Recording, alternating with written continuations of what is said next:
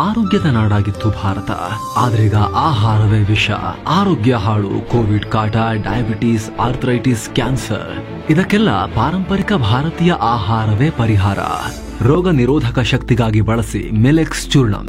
ಇದರಲ್ಲಿದೆ highest quality ಸಿರಿಧಾನ್ಯಗಳು, dry fruits, seeds ಹಾಗೂ ಮೊಳಕೆ ಕಾಳುಗಳ ಶಕ್ತಿ. ಖರೀದಿಸಲು ಲಿಂಕ್ ಡಿಸ್ಕ್ರಿಪ್ಷನ್ ಮತ್ತು ಪಿನ್ಡ್ ಕಾಮೆಂಟ್ ನಲ್ಲಿದೆ.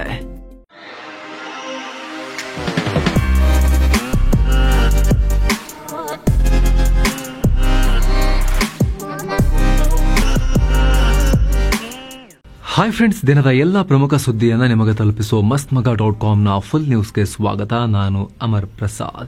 ಇಡೀ ಮಿಡಲ್ ಈಸ್ಟ್ ಅನ್ನೇ ಆತಂಕಕ್ಕೆ ಈಡು ಮಾಡಿರೋ ಇರಾನ್ ಇಸ್ರೇಲ್ ಸಂಘರ್ಷ ಕೊನೆಯಾಗೋ ಹಾಗೆ ಕಾಣಿಸ್ತಾ ಇಲ್ಲ. ಕೇವಲ ಹೆಸರಿಗಷ್ಟೇ ಕದನ ವಿರಾಮ ಆಗಿದೆ. ಇಸ್ರೇಲ್ ಇರಾನ್ ಒಬ್ಬರ ಮೇಲೊಬ್ಬರು ದಾಳಿ ಮಾಡೋದನ್ನ ಕಂಟಿನ್ಯೂ ಮಾಡಿದ್ದಾರೆ. ಟ್ರಂಪ್ ಮಾತಿಗೆ ನಯಾ ಪೈಸೆ ಬೆಲೆ ಕೊಡ್ತಾ ಇಲ್ಲ. ಅಮೆರಿಕ ಅಧ್ಯಕ್ಷ ಡೊನಾಲ್ಡ್ ಟ್ರಂಪ್ ಶುದ್ಧ ಜೋಕರ್ ತರ ಮಾತಾಡೋಕೆ ಶುರು ಮಾಡಿದ್ದಾರೆ. ಪ್ರೆಸ್ ಕಾನ್ಫರೆನ್ಸ್ ನಲ್ಲಿ ಮಹಿಳಾ ಪತ್ರಕರ್ತೆ ಕೇಳಿದ ಪ್ರಶ್ನೆಗೆ they don't know what the they are doing, do you understand ಅಂತ ಹೇಳಿ ಸಿಟ್ ಮಾಡಿಕೊಂಡು ಚಾಪರ್ ಹತ್ತಿ ಹೆಲಿಕಾಪ್ಟರ್ ಹತ್ತಿ ಹೋಗಿದ್ದಾರೆ. ಮಹಿಳಾ ಪತ್ರಕರ್ತೆ ಕೇಳಿದ ಪ್ರಶ್ನೆಗೆ ಯಾಕೆ ನೀವು ಕದನ ವಿರಾಮ ಅಂದ್ರಿ, ಅವ್ರು ಕೇಳ್ತಾನೆ ಇಲ್ವಲ್ಲ ಅವೆರಡು ರಾಷ್ಟ್ರಗಳು ಅಂತ ಹೇಳಿದಾಗ ಈ ರೀತಿ ಅವರು ಉತ್ತರವನ್ನ ಕೊಟ್ಟು ಹೋಗಿದ್ದಾರೆ. ಅಮೆರಿಕದ ಅಧ್ಯಕ್ಷರ ಬಾಯಲ್ಲಿ ಓಪನ್ ಪ್ರೆಸ್ ಕಾನ್ಫರೆನ್ಸ್ ನಲ್ಲಿ ಬಹುಶಃ ಈ ರೀತಿಯ ಶಬ್ದಗಳ ಬಳಕೆ ಇತಿಹಾಸದಲ್ಲೇ ಮೊದಲ ಬಾರಿ ಈ ರೀತಿ ನಾವು ನೋಡ್ತಾ ಇರೋದು. ಅಮೆರಿಕದ ಅಧ್ಯಕ್ಷರು ಅಂತ ಹೇಳಿದ್ರೆ ಅವರು ಹೇಗೆ ಕಾಣಬೇಕು ಅನ್ನೋದನ್ನ ಕೂಡ ರಾಷ್ಟ್ರದ ಘನತೆಯ ಸಂಕೇತ ಅಂತ ಅಮೆರಿಕ ಭಾವಿಸ್ತಾ ಇತ್ತು ಒಂದು ಕಾಲದಲ್ಲಿ. ಆದರೆ ಈಗೆಲ್ಲ ಬದಲಾಗಿದೆ. ಹಾಲಿವುಡ್ ಮೂವಿಗಳಲ್ಲಿರೋ ಪೋಲಿ ಸಂಭಾಷಣೆಯ ರೀತಿಯಲ್ಲಿ ಪ್ರೆಸ್ ಕಾನ್ಫರೆನ್ಸ್ ನಲ್ಲಿ ಟ್ರಂಪ್ ಮಾತಾಡ್ತಾರೆ. ಆರಂಭಿಕ ಕದನ ವಿರಾಮ ಉಲ್ಲಂಘನೆ ಆಗ್ತಿದ್ದ ಹಾಗೆ ಅಮೆರಿಕ ಅಧ್ಯಕ್ಷ ಟ್ರಂಪ್ ದಯವಿಟ್ಟು ದಾಳಿ ಮಾಡಬೇಡಿ ಅಂತ ಅಕ್ಷರಶಃ ಗೋಗರೆದಿದ್ರು, ಸುಮ್ನಿರ್ರಯ್ಯ ಅಂತ. ತಮ್ಮ ಟ್ರುತ್ ಮೀಡಿಯಾದಲ್ಲಿ ಪೋಸ್ಟ್ ಮೇಲೆ ಪೋಸ್ಟ್ ಹಾಕಿದ್ರು. ಸುಮ್ನಿರಿ, ಫ್ಲೈಟ್ ಟೇಕ್ ಆಫ್ ಆಗಿದೆ, ವಾಪಸ್ ತಿರುಗಿಸಿ ಅದನ್ನ, ಹೋಗಬೇಡಿ, ಹಾಕಬೇಡಿ ಸ್ಫೋಟಕ, ಫ್ಲೈಟ್ ಅಲ್ಲಿ ಬಾಂಬ್ ಇಟ್ಕೊಂಡು ಹೋಗ್ತಾ ಇದ್ದೀರಿ, ಅದನ್ನ ಹಾಕಬೇಡಿ ಕೆಳಗೆ, ಹಂಗೆ ವಾಪಸ್ ಬನ್ನಿ ಅಂತೆಲ್ಲ ಕೇಳಿದ್ರು. ಅದಾಗಿ ಕೆಲವೇ ನಿಮಿಷಗಳಲ್ಲಿ ಇಸ್ರೇಲ್ ಇರಾನ್ನತ್ತ ಮಿಸೈಲ್ ಹಾರಿಸಿದೆ. ಅದಕ್ಕೆ ಪ್ರತಿಯಾಗಿ ಇರಾನ್ ಕೂಡ ಇಸ್ರೇಲ್ನತ್ತ ಕ್ಷಿಪಣಿ ಕಳಿಸಿದೆ. ಸಾಲ್ದು ಅಂತ ಇಸ್ರೇಲ್ ರಕ್ಷಣಾ ಸಚಿವ ಇಸ್ರೇಲ್ ಕಾಟ್ಸ್ ಅಧಿಕೃತವಾಗಿ ದಾಳಿಯನ್ನ ಘೋಷಿಸಿದ್ದಾರೆ. ಇರಾನ್ ದಾಳಿ ಮಾಡಿ ಕದನ ವಿರಾಮ ಉಲ್ಲಂಘಿಸಿದೆ, ಹಾಗಾಗಿ ಇರಾನ್ಗೆ ಬಲವಾದ ಪ್ರತಿಕ್ರಿಯೆ ಕೊಡೋಕೆ ಇಸ್ರೇಲ್ ಸೇನೆಗೆ ಆದೇಶ ಕೊಟ್ಟಿದ್ದೀನಿ. ಇರಾನ್ ರಾಜಧಾನಿ ತೆಹರಾನ್ನ ಹೃದಯ ಭಾಗದಲ್ಲಿ ಸರ್ಕಾರದ ಮೂಲಸೌಕರ್ಯಗಳ ಮೇಲೆ ದೊಡ್ಡ ದಾಳಿ ಮಾಡೋಕೆ ಸೂಚಿಸಲಾಗಿದೆ ಅಂತ ಹೇಳಿದ್ದಾರೆ.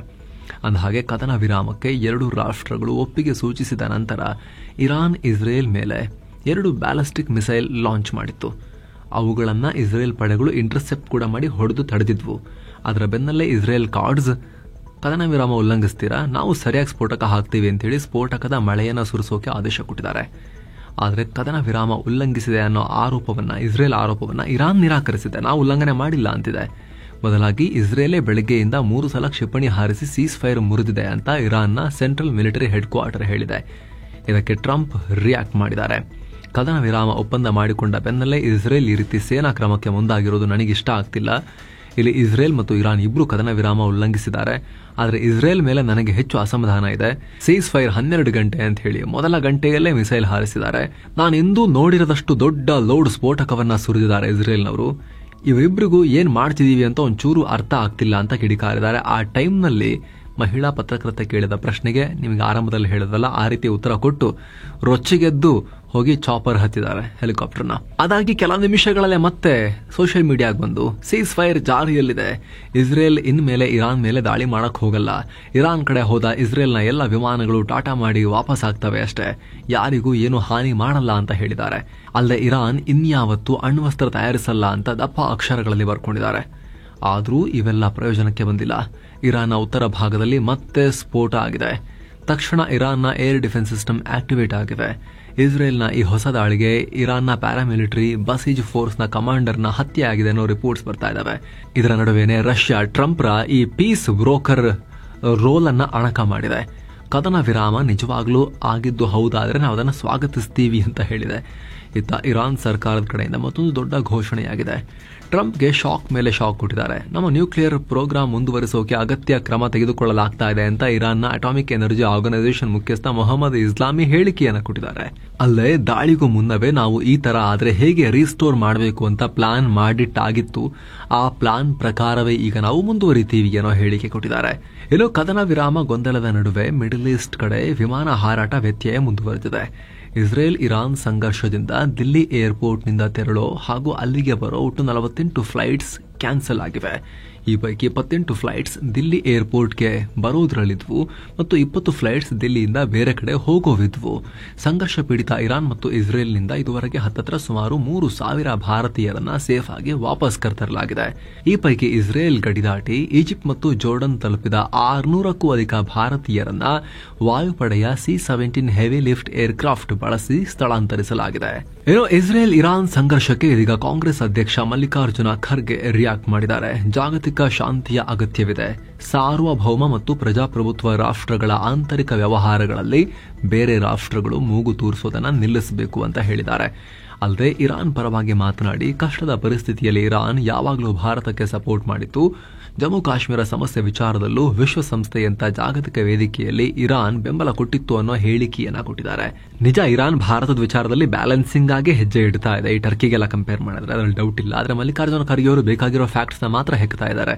ನೀವು ಸ್ಕ್ರೀನ್ ಮೇಲೆ ನೋಡ್ತಾ ಇದ್ದೀರಿ, ಇದು ಇರಾನ್ನ ಆಯತುಲ್ಲಾ ಅಲಿ ಖಾಮೆನೈ ಇತ್ತೀಚೆಗೆ ಕೊಟ್ಟಿರೋ ಹೇಳಿಕೆ ಕಾಶ್ಮೀರಕ್ಕೆ ಸಂಬಂಧಪಟ್ಟಂತೆ. ಇತ್ತೀಚೆಗೆ ಇವರು ಕಾಶ್ಮೀರ ವಿಚಾರಕ್ಕೆ ಸಂಬಂಧಪಟ್ಟಂತೆ ಭಾರತಕ್ಕೆ ನೆಗೆಟಿವ್ ಆಗೋ ರೀತಿಯಲ್ಲಿ ಸ್ಟೇಟ್ಮೆಂಟ್ಸ್ ನ ಕೊಡೋಕೆ ಶುರು ಮಾಡಿದ್ದಾರೆ ಇರಾನ್ ಅವರು ಕೂಡ. ಸಿಂಧೂ ನದಿ ನೀರಿನ ಒಪ್ಪಂದ ಸಸ್ಪೆಂಡ್ ಮಾಡಿದ ಬೆನ್ನಲ್ಲೇ ಭಾರತ ವಿಶ್ವ ಬ್ಯಾಂಕ್ನ ನ್ಯೂಟ್ರಲ್ ಎಕ್ಸ್ಪರ್ಟ್ ಮೈಕಲ್ ಲಿನೋಗೆ ಪತ್ರ ಬರೆದಿದೆ. ಜಮ್ಮು ಕಾಶ್ಮೀರದ ಕಿಶನ್ ಗಂಗಾ ಮತ್ತು ರತ್ಲೆ ಹೈಡ್ರೋ ಎಲೆಕ್ಟ್ರಿಕ್ ಡ್ಯಾಂ ಯೋಜನೆ ಕುರಿತು ನಡೀತಾ ಇರೋ ವಿಚಾರಣೆಯನ್ನ ತಾತ್ಕಾಲಿಕವಾಗಿ ಸ್ಥಗಿತಗೊಳಿಸುವಂತೆ ಮನವಿ ಮಾಡಿದೆ. ಅಂದಹಾಗೆ ಜಮ್ಮು ಕಾಶ್ಮೀರದ ಕಿಶನ್ ಗಂಗಾ ಮತ್ತು ಚೆನಾಬ್ ನದಿ ಮೇಲೆ ಈ 2 ಹೈಡ್ರೋ ಎಲೆಕ್ಟ್ರಿಕ್ ಡ್ಯಾಂ ನಿರ್ಮಾಣಕ್ಕೆ ಭಾರತ ಮುಂದಾಗಿತ್ತು. ಇವೆರಡು ನದಿಗಳು ಪಾಕಿಸ್ತಾನಕ್ಕೆ ಹರಿತಾ ಇದ್ವು. ಈ ಡ್ಯಾಂ ಯೋಜನೆಯಿಂದ ಸಿಂಧೂ ನದಿ ನೀರು ಒಪ್ಪಂದ ಉಲ್ಲಂಘನೆಯಾಗುತ್ತೆ ಅನ್ನೋದು ಪಾಕಿಸ್ತಾನದ ವಾದ. ಹಾಗಾಗಿ ಈ ವಿವಾದವನ್ನ ಸರಿಯಾಗಿ ಬಗೆಹರಿಸೋಕೆ, ನಿಜವಾಗ್ಲೂ ಇದರಿಂದ ಒಪ್ಪಂದದ ಉಲ್ಲಂಘನೆಯಾಗುತ್ತಾ ಅಂತ ಪರಿಶೀಲಿಸೋಕೆ ವಿಶ್ವ ಬ್ಯಾಂಕ್ ಮುಂದಾಗಿತ್ತು. ಈ ಕೆಲಸ ಮಾಡೋಕೆ 2022ರಲ್ಲಿ ಫ್ರಾನ್ಸ್ನ ಡ್ಯಾಂ ಇಂಜಿನಿಯರಿಂಗ್ ನಲ್ಲಿ ಎಕ್ಸ್ಪರ್ಟ್ ಆಗಿರೋ ಮೈಕಲ್ ಲಿನೋರನ್ನ ನ್ಯೂಟ್ರಲ್ ಎಕ್ಸ್ಪರ್ಟ್ ಆಗಿ ನೇಮಿಸಲಾಗಿತ್ತು. ಇದೀಗ ಭಾರತ ಇವರಿಗೆ ಪತ್ರ ಬರೆದು ಸದ್ಯದ ಮಟ್ಟಿಗೆ ಕೆಲಸ ಸ್ಟಾಪ್ ಮಾಡಿ ಅಂತ ಮನವಿ ಮಾಡಿಕೊಂಡಿದೆ.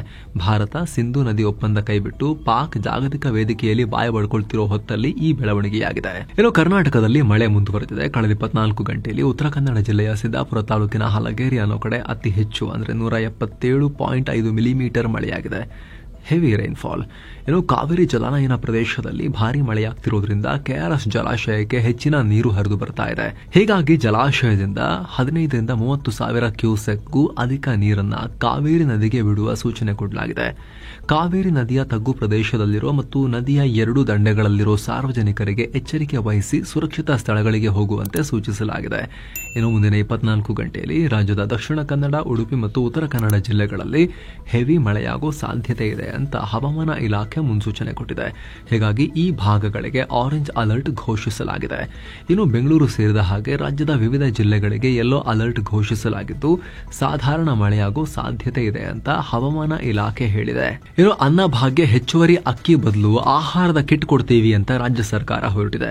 ಈ ಮುಂಚೆ ಕೇಂದ್ರ ಸರ್ಕಾರದ ಯೋಜನೆಯ 5 ಕೆಜಿ ಅಕ್ಕಿ ಜೊತೆಗೆ ಅನ್ನಭಾಗ್ಯದ ಅಕ್ಕಿ ಸೇರಿ 10 ಕೆಜಿ ಕೊಡ್ತೀವಿ ಅಂತ ಹೇಳ್ತಾ ಇದ್ರು. ಆದ್ರೆ ಹೆಚ್ಚುವರಿ ಅಕ್ಕಿ ಸಿಗ್ತಾ ಇಲ್ಲ ಅಂತ ಹೇಳಿ ಈಗ 5 ಕೆಜಿ ಅಕ್ಕಿ ಬದಲಾಗಿ ದುಡ್ಡು ಕೊಡ್ತೀವಿ ಅಂತ ಹೇಳಿದ್ರು. ಆದ್ರೆ ಇತ್ತೀಚೆಗೆ ಇಲ್ಲ ಮತ್ತೆ ಅಕ್ಕಿ ಸಿಗ್ತಾ ಇದೆ, ಅಕ್ಕಿನೇ ಕೊಡ್ತೀವಿ ಅಂತ ವಾಪಸ್ ಅಕ್ಕಿಗೆ ಹೋಗಿದ್ರು. ಈಗ ಆ ಹೆಚ್ಚುವರಿ ಅಕ್ಕಿಯನ್ನ ದುರ್ಬಳಕೆ ಮಾಡ್ತಾ ಇದ್ದಾರೆ, ಕಾಳಸಂತೆಯಲ್ಲಿ ಮಾರಾಟ ಮಾಡಿಕೊಳ್ತಿದ್ದಾರೆ ಅಂತ ಸರ್ಕಾರ ಈ ತಂತ್ರವನ್ನು ಅನುಸರಿಸ್ತಾ ಇದೆಯಂತೆ. ಇಂದಿರಾ ಆಹಾರದ ಕಿಟ್ ಅಂತ ಕರೆಯಲಾಗೋ ಈ ಕಿಟ್ನಲ್ಲಿ 2 ಕೆಜಿ ಗೋಧಿ, 1 ಕೆಜಿ ಸಕ್ಕರೆ, 1 ಕೆಜಿ ಉಪ್ಪು, 1 ಕೆಜಿ ತೊಗರಿಬೇಳೆ, 1 ಲೀಟರ್ ಅಡುಗೆ ಎಣ್ಣೆ, 100 ಗ್ರಾಂ ಚಹಾ ಪುಡಿ, 50 ಗ್ರಾಂ ಕಾಫಿ ಪುಡಿ ಕೊಡೋ ಪ್ಲಾನ್ ಇದೆ. ಟೀ ಪುಡಿ 100 ಗ್ರಾಂ, ಕಾಫಿ ಪುಡಿ 50 ಗ್ರಾಂ ಯಾವ ಲೆಕ್ಕಾಚಾರದಲ್ಲಿ ಅಂತ ಗೊತ್ತಿಲ್ಲ. ಇವ್ರ ಮನೇಲಿ ಮೋಸ್ಟ್ಲಿ ಟೀ ಕುಡಿಯೋರು ಜಾಸ್ತಿ, ಕಾಫಿ ಕುಡಿಯೋರು ಕಮ್ಮಿ ಇದಾರೋ ಅಥವಾ ಯಾವ ಲೆಕ್ಕಾಚಾರದ ಮೇಲೆ ಮಾಡಿದಾರೆ ಅಂತ ಗೊತ್ತಿಲ್ಲ, ನೋಡೋಣ. ಈ ಕುರಿತ ಪ್ರಸ್ತಾವವನ್ನು ಆಹಾರ ಇಲಾಖೆ ಸಿದ್ಧಪಡಿಸಿದ್ದು ಜುಲೈ 2ಕ್ಕೆ ನಂದಿ ಬೆಟ್ಟದಲ್ಲಿ ನಡೆಯಲಿರೋ ಸಚಿವ ಸಂಪುಟ ಸಭೆಯಲ್ಲಿ ಮಂಡನೆಯಾಗೋ ಸಾಧ್ಯತೆ ಇದೆ. ಚೆನ್ನಾಗಿದೆ, ಕಿಟ್ ಪ್ಲಾನ್ ಚೆನ್ನಾಗಿದೆ. ಬರೀ ಅಕ್ಕಿ ಕೊಡೋದ್ರ ಬದಲಿಗೆ ಒಳ್ಳೆ ಕ್ವಾಲಿಟಿ ಕೊಡಿ ಅಷ್ಟೇ ಜನಕ್ಕೆ. ರಾಜ್ಯದ ಹೆಮ್ಮೆಯ ನಂದಿನಿ ಬ್ರ್ಯಾಂಡ್ಗೆ ಬೇಡಿಕೆ ಹೆಚ್ಚಾಗ್ತಿದೆ. ಇದೀಗ ಆಂಧ್ರದ ತಿರುಪತಿ ತಿರುಮಲ ದೇವಸ್ಥಾನ ಬರೋಬ್ಬರಿ 10 ಲಕ್ಷ ಕೆಜಿ ತುಪ್ಪಕ್ಕೆ ಬೇಡಿಕೆ ಇಟ್ಟಿದೆ. ಸೋಮವಾರ ಒಂದೇ ದಿನ ತಿರುಪತಿಗೆ 2.5 ಲಕ್ಷ ಕೆಜಿ ತುಪ್ಪವನ್ನು ಕರ್ನಾಟಕ ಹಾಲು ಉತ್ಪಾದಕರ ಮಹಾಮಂಡಳಿ ಕಳಿಸ್ಕೊಟ್ಟಿದೆ. ಇನ್ನುಳಿದ ತುಪ್ಪನ ಇದರ ಮಹಾಮಂಡಳಿಯಿಂದ ಕೆಎಂಎಫ್ ಕಳಿಸ್ಕೊಡುತ್ತೆ. ಅಗತ್ಯಕ್ಕೆ ತಕ್ಕಂತೆ ತಿರುಪತಿ ದೇವಸ್ಥಾನಕ್ಕೆ ನಂದಿನಿ ತುಪ್ಪ ಪೂರೈಕೆ ಮಾಡೋದಾಗಿ ಕೆಎಂಎಫ್ ತಿಳಿಸಿದೆ. ಇನ್ನು ಬೆಂಗಳೂರು ಹಾಲು ಒಕ್ಕೂಟ ಮಣ್ಣಿನಲ್ಲಿ ಕರಗು ಹೋಗೋ ಪ್ಲಾಸ್ಟಿಕ್ನಲ್ಲಿ, ಬಯೋಡಿಗ್ರೇಡಬಲ್ ಪ್ಲಾಸ್ಟಿಕ್ನಲ್ಲಿ ಹಾಲಿನ ಉತ್ಪನ್ನಗಳನ್ನು ಗ್ರಾಹಕರಿಗೆ ತಲುಪಿಸ್ತಾ ಇದೆ. ಬಾಮೂಲ್ ವ್ಯಾಪ್ತಿಗೆ ಬರೋ ರಾಮನಗರ ಜಿಲ್ಲೆ ಶಿವನಹಳ್ಳಿ ಡೇರಿ ಘಟಕ ಇಂಥ ಒಂದು ಪ್ರಯೋಗ ಮಾಡಿದೆ. ದೇಶದಲ್ಲೇ ಇದೇ ಮೊದಲ ಬಾರಿಗೆ ಅಂತ ಹೇಳ್ತಾ ಇದ್ದಾರೆ. ಏನೋ ಲೋಕಾಯುಕ್ತ ರೇಡ್ ಆಗಿದೆ. ಆದಾಯ ಮೀರಿ ಆಸ್ತಿ ಗಳಿಕೆ ಆರೋಪದ ಮೇಲೆ ಬೆಳ್ಳಂಬೆಳಗ್ಗೆ ಬೆಂಗಳೂರು ಸೇರಿ ರಾಜ್ಯದ ಹಲವು ಕಡೆ ಲೋಕಾಯುಕ್ತ ಅಧಿಕಾರಿಗಳು ರೇಡ್ ಮಾಡಿದ್ದಾರೆ. ಬಿಬಿಎಂಪಿ ಸಹಾಯಕ ಇಂಜಿನಿಯರ್ ಪ್ರಕಾಶ್, ಶಿವಮೊಗ್ಗ ಜಿಲ್ಲೆಯ ಸಾವಯವ ಇಲಾಖೆ ಸಹ ಸಂಶೋಧನಾ ನಿರ್ದೇಶಕ ಎಸ್ ಪ್ರದೀಪ್, ಚಿಕ್ಕಮಗಳೂರು ಪುರಸಭೆ ಲೆಕ್ಕಾಧಿಕಾರಿ ಲತಾಮಣಿ, ಆನೇಕಲ್ ಪುರಸಭೆ ಮುಖ್ಯಾಧಿಕಾರಿ ಕೆಜಿ ಅಮರನಾಥ್, ಗದಗ ನಗರ police inspector Dhruvaraj, Dharwad Malaprabha project engineer Ashok Valsand, Kalaburagi RDPR ನಿವೃತ್ತ ಇಂಜಿನಿಯರ್ ಮಲ್ಲಿಕಾರ್ಜುನ ಅಲಿಪುರ ಮತ್ತು ಕಲಬುರಗಿ ಪಿಡಿಒ ರಾಮಚಂದ್ರರ ಮನೆ ಮತ್ತು ಸರ್ಕಾರಿ ಕಚೇರಿಗಳ ಮೇಲೆ ದಾಳಿ ಮಾಡಲಾಗಿದೆ. ಹಣ, ಬಂಗಾರ ಮತ್ತು ವಜ್ರಾಭರಣವನ್ನೆಲ್ಲ ಸೀಸ್ ಮಾಡಿದ್ದಾರೆ. ಕಾರು ಓವರ್ಟೇಕ್ ಮತ್ತು ಹಲ್ಲೆ ಪ್ರಕರಣಕ್ಕೆ ಸಂಬಂಧಪಟ್ಟಂತೆ ಮಾಜಿ ಸಂಸದ ಅನಂತಕುಮಾರ್ ಹೆಗಡೆ ಸೇರಿ ಕೇಸ್ ದಾಖಲಾಗಿತ್ತು. 3 ವಿರುದ್ಧ ಈಗ ಬೇಲ್ ಸಿಕ್ಕಿದೆ. ಬೆಂಗಳೂರು ಗ್ರಾಮಾಂತರ ಜಿಲ್ಲೆ ಹಳೆ ನಿಜಗಲ್ ಬಳಿ ಕಾರು ಓವರ್ಟೇಕ್ ಮಾಡಿದ್ದಕ್ಕೆ ಹಲ್ಲೆ ಮಾಡಿದ್ದಾರೆ ಅಂತ ಆರೋಪಿಸಿ ಈ ದೂರು ದಾಖಲಾಗಿತ್ತು. ಎಫ್ಐಆರ್ ಕೂಡ ಆಗಿತ್ತು. ಅನಂತಕುಮಾರ್, ಗನ್ಮ್ಯಾನ್ ಶ್ರೀಧರ್, ಕಾರು ಚಾಲಕ ಮಹೇಶ್ ರನ್ನ ನೆಲಮಂಗಲ ಠಾಣೆಯಲ್ಲಿ ವಿಚಾರಣೆಗೂ ಕೂಡ ಒಳಪಡಿಸಲಾಗಿತ್ತು. ಓವರ್ಟೇಕ್ ವಿಚಾರವಾಗಿ ಕಾರು ಅಡ್ಡಗಟ್ಟಿ ಹಲ್ಲೆ ಮಾಡಿದ್ದಾರೆ ಅಂತ ಸಲ್ಮಾನ್ ಸೈಫ್, ಇಲಿಯಾಸ್ ಮತ್ತು ಗುಲ್ಶಿರ್ ಉನ್ನಿಸಾ ಅನ್ನೋರು ದೂರನ್ನ ಕೊಟ್ಟಿದ್ರು ಇವ್ರ ಮೇಲೆ. ಇನ್ನು ಇತ್ತೀಚೆಗೆ ಅಹಮದಾಬಾದ್ನಲ್ಲಿ ದುರಂತಕ್ಕೀಡಾಯ್ತಲ್ಲ ಏರ್ ಇಂಡಿಯಾ ವಿಮಾನದ ಬ್ಲಾಕ್ ಬಾಕ್ಸ್, ಅದಕ್ಕೆ ಸಂಬಂಧಪಟ್ಟಂತೆ ಅಪ್ಡೇಟ್ ಬಂದಿದೆ. ಡೇಟಾ ರಿಕವರಿಗಾಗಿ ಅಮೆರಿಕ ಕಳಿಸಲಾಗುತ್ತೆ ಅಂತ ವರದಿ ಬಂದಿತ್ತಲ್ಲ, ಈ ಕುರಿತು ನಾಗರಿಕ ವಿಮಾನಯಾನ ಸಚಿವ ರಾಮ್ ಮೋಹನ್ ನಾಯ್ಡು ಪ್ರತಿಕ್ರಿಯೆ ಕೊಟ್ಟಿದ್ದಾರೆ. ಬ್ಲಾಕ್ ಬಾಕ್ಸ್ ಭಾರತದಲ್ಲೇ ಇದೆ, ಅದನ್ನ aircraft accident investigations bureau check ಮಾಡ್ತಾ ಇದೆ ಅಂತ ಹೇಳಿಕೆಯನ್ನ ಕೊಟ್ಟಿದ್ದಾರೆ. ಇನ್ನು ಸದ್ಯಕ್ಕೆ ಅಮೆರಿಕಕ್ಕೆ ಹೋಗಿಲ್ಲ, ಅದು ಇನ್ನು ನೋಡ್ತಾ ಇದ್ದಾರೆ ಏನ್ ಮಾಡೋದು ಅಂತ. ಭಾರತೀಯ ಮೂಲದ ಕೆನಡಾದ ರ್ಯಾಪ್ ಸಿಂಗರ್ ಟ್ಯಾಮಿ ಜೆನಸಿಸ್ ಅನ್ನೋರು ತಮ್ಮ ಟ್ರೂ ಬ್ಲೂ ಅನ್ನೋ ಮ್ಯೂಸಿಕಲ್ ಆಲ್ಬಂನಲ್ಲಿ ಕಾಳಿ ಮಾತೆಯನ್ನ ವಿರೂಪವಾಗಿ ತೋರಿಸಿದ್ದಾರೆ ಅನ್ನೋದು ವಿವಾದ ಆಗಿದೆ. ಈ ಆಲ್ಬಂನಲ್ಲಿ ಬ್ಲೂ ಬಾಡಿ ಪೇಂಟ್ ಧರಿಸಿ ಕಾಳಿ ಅವತಾರದಲ್ಲಿ ಕಾಣಿಸಿಕೊಂಡ ಟ್ಯಾಮಿ ಕೈಯಲ್ಲಿ ಕ್ರಿಶ್ಚಿಯನ್ ಧರ್ಮದ ಚಿಹ್ನೆಯನ್ನ ಕೂಡ ಹಿಡಿದಿದ್ರು. ಅಲ್ಲದೆ ಕಾಳಿ ಅವತಾರ ಧರಿಸಿಕೊಂಡು ಧೂಮಪಾನ ಕೂಡ ಮಾಡಿ ಆ ರೀತಿ ಇದನ್ನ ಶೂಟ್ ಮಾಡಿದ್ದಾರೆ. ಹೀಗಾಗಿ ಧಾರ್ಮಿಕ ನಂಬಿಕೆಗಳಿಗೆ ಅಗೌರವ ತೋರಿದ್ದಾರೆ ಅಂತ ಈ ವಿಡಿಯೋನ ಡಿಲೀಟ್ ಮಾಡಬೇಕು ಅಂತ ಆಗ್ರಹ ಕೇಳಿ ಬಂದಿದೆ. ಈಗ ಇನ್ನು ಅಮೆರಿಕದ ಎಫ್-ಎಂ ಮತ್ತು ಜೆ ನಾನ್ ಇಮಿಗ್ರೆಂಟ್ ವೀಸಾ ಸಂಬಂಧ ಹೊಸ ರೂಲ್ಸ್ ಜಾರಿ ಮಾಡಲಾಗಿದೆ. ಈ ವೀಸಾಗಳಿಗೆ ಅರ್ಜಿ ಹಾಕೋರು ತಮ್ಮ ಸೋಷಿಯಲ್ ಮೀಡಿಯಾ ಅಕೌಂಟ್ಗಳನ್ನ ಪ್ರೈವೇಟ್ ಇಡಂಗಿಲ್ಲ, ಪಬ್ಲಿಕ್ ಮಾಡಬೇಕು. ಈ ಹೊಸ ನಿಯಮ ತಕ್ಷಣದಿಂದಲೇ ಜಾರಿ ಆಗ್ತಾ ಇದೆ ಅಂತ ಭಾರತದಲ್ಲಿರೋ ಅಮೆರಿಕದ ರಾಯಭಾರ ಕಚೇರಿ ತಿಳಿಸಿದೆ. ಅಂದಹಾಗೆ ಈ ವೀಸಾ ಅರ್ಜಿದಾರರ ಐಡೆಂಟಿಟಿ ಮತ್ತು ಅರ್ಹತೆಯನ್ನ ಚೆಕ್ ಮಾಡೋಕೆ ಅವರ ಸೋಷಿಯಲ್ ಮೀಡಿಯಾ ಅಕೌಂಟ್ಗಳನ್ನ ಪಬ್ಲಿಕ್ ಮಾಡೋದು ಅಗತ್ಯ. ಅವರ ಆಕ್ಟಿವಿಟಿ, ಅವರ ಲೆಕ್ಕಾಚಾರ ಏನು, ಅವರ ಮೈಂಡ್ ಸೆಟ್ ಏನು, ಎಲ್ಲವನ್ನ ಚೆಕ್ ಮಾಡ್ತಾರೆ ಅಮೆರಿಕನ್ಸಿನ ಮೇಲೆ. ಅಮೆರಿಕದ ರಾಯಭಾರ ಕಚೇರಿ ಇದಕ್ಕೆ ಸಂಬಂಧಪಟ್ಟಂತೆ ಸೂಚನೆ ಕೊಟ್ಟಿದೆ, ಪಬ್ಲಿಕ್ ಮಾಡಬೇಕು ಅಂತ. ಕಳೆದ ಸೆಷನ್ ನಲ್ಲಿ ಲಾಸ್ ಮಾಡಿಕೊಂಡಿದ್ದ ಭಾರತದ ಷೇರುಪೇಟೆ ಗ್ರೀನ್ ನಲ್ಲಿ ಎಂಡ್ ಆಗಿದೆ. ದಿನದ ವಹಿವಾಟಿನ ಅಂತ್ಯಕ್ಕೆ ಸೆನ್ಸೆಕ್ಸ್ 158 ಪಾಯಿಂಟ್ ಜಾಸ್ತಿಯಾಗಿ ಸಿಕ್ಕಾಪಟ್ಟೆ 1000 ಪಾಯಿಂಟ್ ತನಕ ಜಂಪ್ ಆಗಿತ್ತು. ಇಸ್ರೇಲ್ ಇರಾನ್ ನಡುವಿನ ಸಂಘರ್ಷ ಕದನ ವಿರಾಮ ಆಗಿದೆ ಅಂತ ಮಾಹಿತಿ ಬಂದ ಮೇಲೆ. ಆದರೆ ಮತ್ತೆ ಟ್ರಂಪ್ ಹೇಳಿದ್ರಲ್ಲ, ಅದೇ ರೀತಿ ಇವರಿಬ್ರು ಮತ್ತೆ ಹೊಡೆದಾಡಕ್ಕೆ ಶುರು ಮಾಡಿದ್ಮೇಲೆ ಮಾರ್ಕೆಟ್ಗೂ ಕೂಡ ನಿರಾಸೆ ಆಯಿತು, ಏನೋ ಮತ್ತೆ ಬಿತ್ತು. ಕೇವಲ 158 ಪಾಯಿಂಟ್ ರೈಸ್ನೊಂದಿಗೆ 82,055ಕ್ಕೆ ತಲುಪಿತು. ನಿಫ್ಟಿ 72 ಪಾಯಿಂಟ್ಸ್ ಮಾತ್ರ ರೈಸ್ ಆಗಿ 25,044ಕ್ಕೆ ರೀಚ್ ಆಯಿತು. Tata steel, Kotak Mahindra bank, UltraTech cement, Bajaj Finserv ಮತ್ತು ಟೈಟನ್ ಕಂಪನಿ ಷೇರುಗಳು, ಜಿಯೋ ಫಿನಾನ್ಷಿಯಲ್ ಸರ್ವಿಸಸ್ ಇವೆಲ್ಲ ಚೆನ್ನಾಗಿ ಗ್ರೀನ್ ನಲ್ಲಿದ್ವು. ಅತ Power Grid Corporation, IndusInd bank, NTPC, Maruti Suzuki, HCL Technologies red ನಲ್ಲಿದ್ವು. ಡಾಲರ್ ಮುಂದೆ ರೂಪಾಯಿ ಮೌಲ್ಯ ಬರೋಬ್ಬರಿ 75 ಪೈಸೆ ಏರಿಕೆಯಾಗಿ 86 ರೂಪಾಯಿ 3 ಪೈಸೆಯಾಗಿದೆ. ಚಿನ್ನ ಮತ್ತು ಬೆಳ್ಳಿ ಬೆಲೆ ವಿಚಾರಕ್ಕೆ ಬಂದರೆ 24 ಕ್ಯಾರೆಟ್ನ 10 ಗ್ರಾಂ ಚಿನ್ನದ ಬೆಲೆಯಲ್ಲಿ 2,085 ರೂಪಾಯಿ ಕಮ್ಮಿಯಾಗಿ 97,263 ರೂಪಾಯಿ ಆಗಿದೆ. 22 ಕ್ಯಾರೆಟ್ನ 10 ಗ್ರಾಂ ಚಿನ್ನದ ಬೆಲೆಯಲ್ಲಿ 1,911 ರೂಪಾಯಿ ಕಮ್ಮಿಯಾಗಿ 89,090 ರೂಪಾಯಿ ಆಗಿದೆ. 1 ಕೆಜಿ ಬೆಳ್ಳಿ ಬೆಲೆಯಲ್ಲಿ 3,445 ರೂಪಾಯಿ ಕಮ್ಮಿಯಾಗಿ 1,05,967 ರೂಪಾಯಿ ಆಗಿದೆ. ಸೊ ಫ್ರೆಂಡ್ಸ್, ಇದಾಗಿತ್ತು ಇವತ್ತಿನ ಫುಲ್ ನ್ಯೂಸ್. ನಾವು ಕುಯ್ದಿಲ್ಲ, ಹೇಳದಿಲ್ಲ, ಕಿರ್ಚಾಡಿಲ್ಲ, ಬರೀ ಸುದ್ದಿಯ ರೀತಿಯಲ್ಲಿ ನಿಮಗೆ ತಲುಪಿಸುವ ಪ್ರಯತ್ನವನ್ನ ಮಾಡಿದ್ದೇವೆ. ನಮ್ಮ ಈ ಪ್ರಯತ್ನ ನಿಮಗೆ ಇಷ್ಟ ಆಗ್ತಾ ಇದ್ರೆ ದಯವಿಟ್ಟು mastmaga.com ಚಾನಲ್ಗೆ ಸಬ್ಸ್ಕ್ರೈಬ್ ಮಾಡಿ, ಪಕ್ಕದ ಬೆಲ್ ಐಕಾನ್ ಮೇಲೆ ಕ್ಲಿಕ್ ಮಾಡೋದನ್ನ ಯಾವುದೇ ಕಾರಣಕ್ಕೂ ಮರಿಬೇಡಿ ಅಂತ ನಿಮ್ಮಲ್ಲಿ ನಮ್ಮ ಮನವಿ. Thank you so much. ಮತ್ತೆ ಭೇಟಿ ಆಗ್ತಿರೋಣ. ನಮಸ್ತೆ.